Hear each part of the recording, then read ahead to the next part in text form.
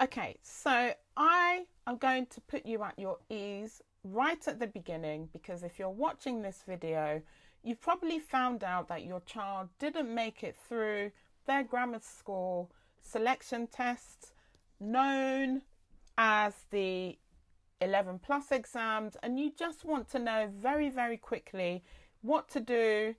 And maybe you're thinking about the independent school exams. Maybe you're rethinking the independent school exams and thinking that it's not quite right for your child. Whatever the case may be, I'm going to demystify all of that in this video. So, my name is Joycelyn Akufo. I am the Managing Director of Geek School Tutoring. We are based in Beckenham and in Lewisham and Thornton Heath. And we also provide online tuition, not only for the 11 plus exams, which we specialise in, but also for reception age all the way up to GCSE, year 11, for maths, English and the sciences. So, it's happened, that dreaded email, that dreaded letter confirming what you thought was going to happen or bringing a world of shock to your home. You now know that your child hasn't made it through to either one grammar school or all of them for one reason or another, and panic is setting in. First of all, I'd like to say, stop panicking. Panic is not going to change the situation, but taking affirmative action will. Now, there are a few things that you need to think about. First of all, it's good for you to have a good look at the breakdown of scores if the county or grammar school in question has provided that for you. Now, you need to see where the failing took place, where your child missed the mark, how far off was it, and, make a concerted effort to have just a normal conversation with your child, who will now probably be more open and honest about the level of difficulty they may have had, or leaving out big sections in the paper, which is often the culprit for children not passing the grammar school test, rather than the knowledge. Their speed and technique of doing the papers tend to be what causes the issues. In my experience, many children being given, all the time that they need personally will get a much better score, obviously, than once the timer goes on and they're given, say, 50 minutes for a verbal reasoning paper, a maths, English or non-verbal reasoning paper. It's often the speed. And grammar school selection tests are not the most generous where time is concerned.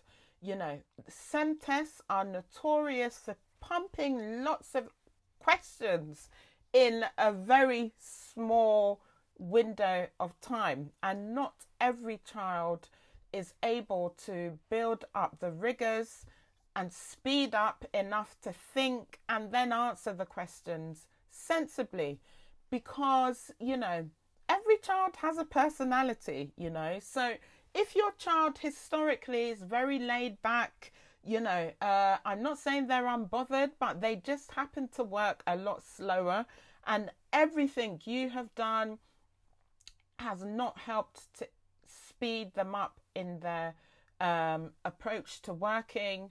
Even if they do leave questions that they're finding difficult and come back to them, they're still not able to finish the questions earnestly, then there's a good chance that they will not have passed a SEM style paper, because the timing on those papers, I would even say it's artificial.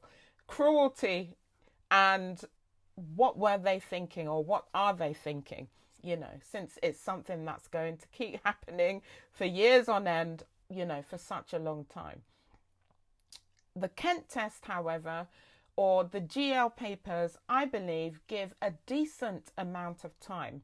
it's more about the accuracy rather than the speed and accuracy side for the GL papers. So children are often able to score higher in GL style exams than the SEM style.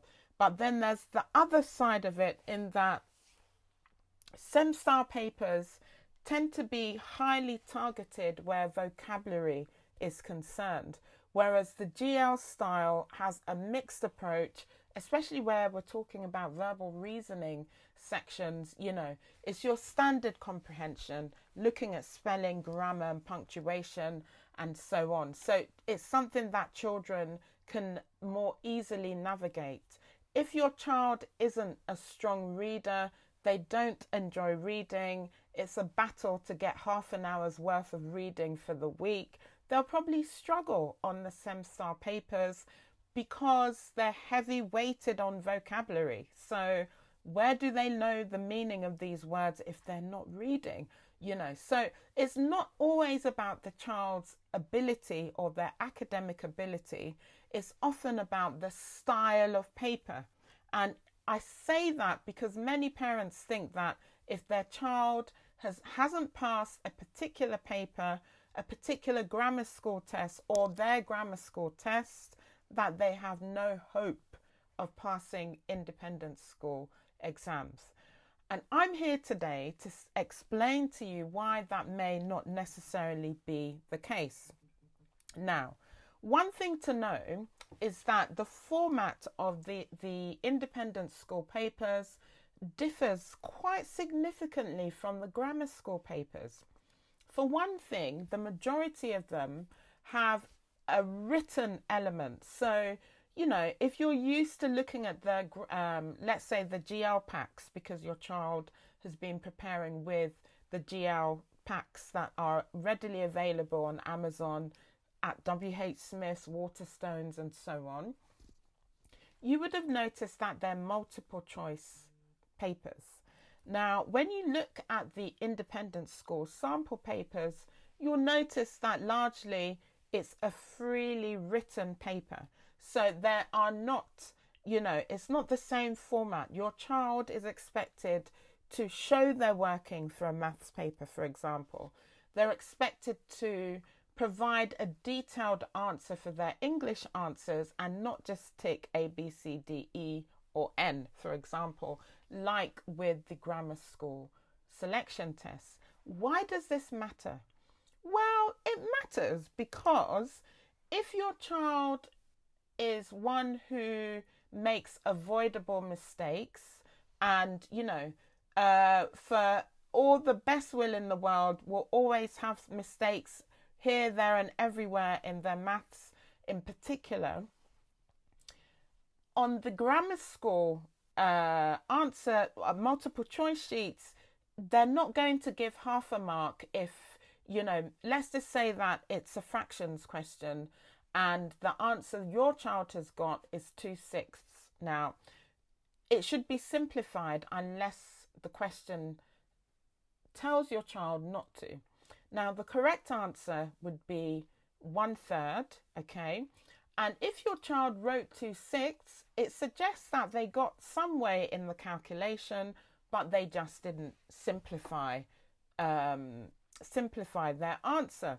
Now, on a grammar school exam paper, 2/6 may be question, you know, answer A. 1/3 may be answer B. If your child chooses A, the answer is incorrect and that is it. There's no room for, you know, pondering over whether there should be half a mark or something given. It is wrong and that is it.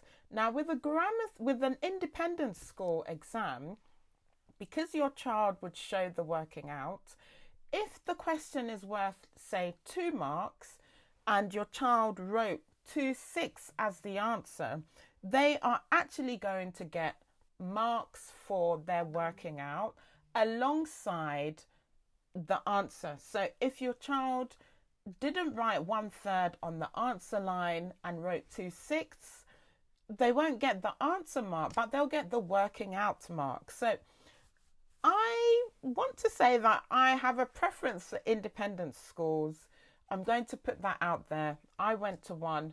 My children have always attended independent schools, and I like all things independent schools. I believe that they really get to know each child and look at the papers that are being written rather than it just being a tick box exercise. And I know that some of you may be thinking, well, you know, if you're happy to pay that money, then blah, blah, blah.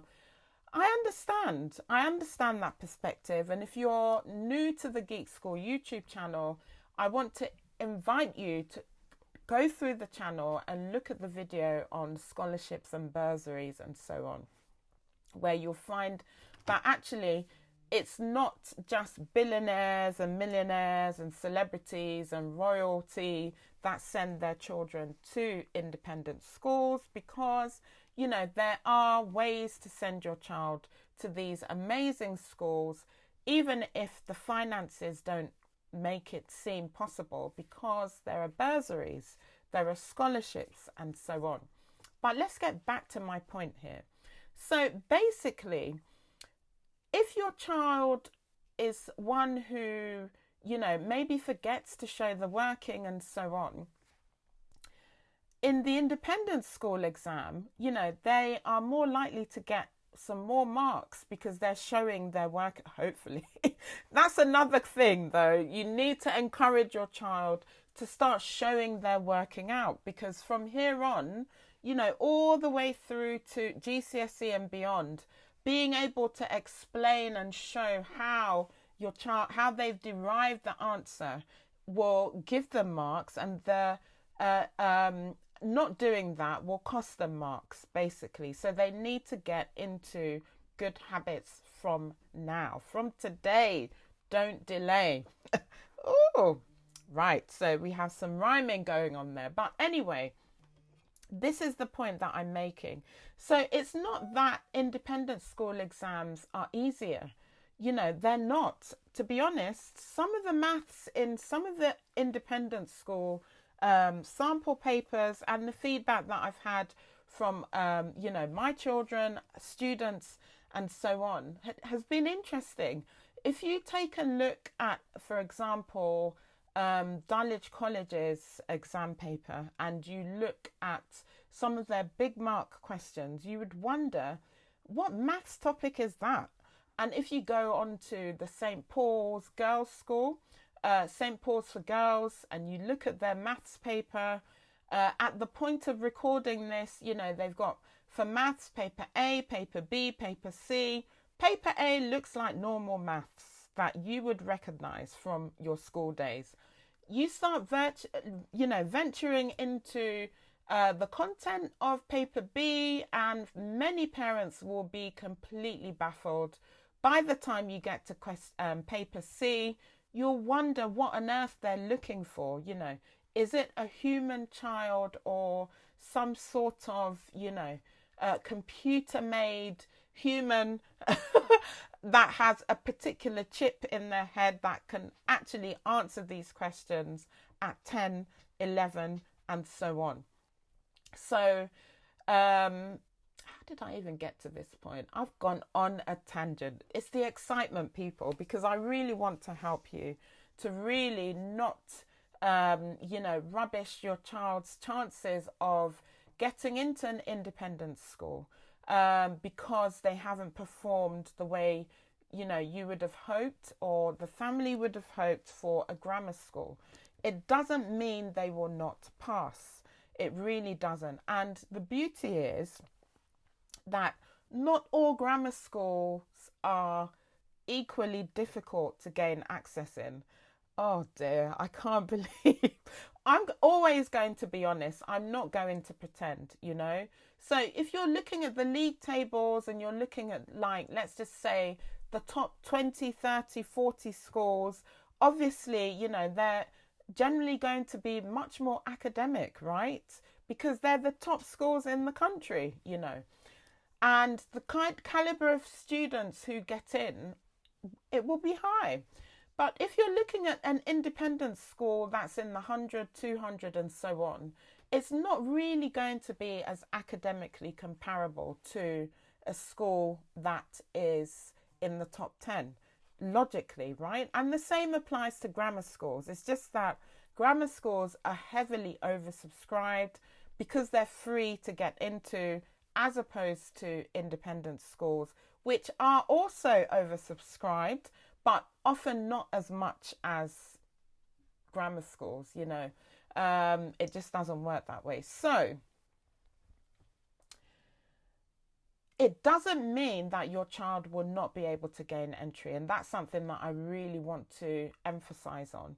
Give your child a chance. Independent schools for the English paper, they're looking to see that your child has deeply understood the question, the passages, and so on. They're looking often at creative writing and so on. So, and apart from passing the exam, you know, they interview your child, they look at their school reports and so on.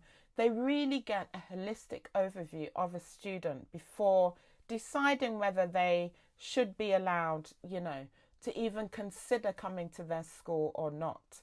So I would highly recommend it that you look at independent schools, even if your child hasn't passed.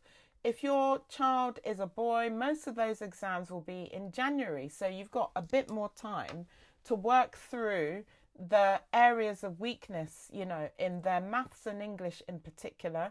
Many independent schools may have a paper in verbal, a non-verbal, or both, you know, and it's a really good opportunity. Unfortunately, for reasons I've never understood, the girls' school exams, especially the girls' day trust schools, the GDST schools, have their exams really early, October, November, and so on.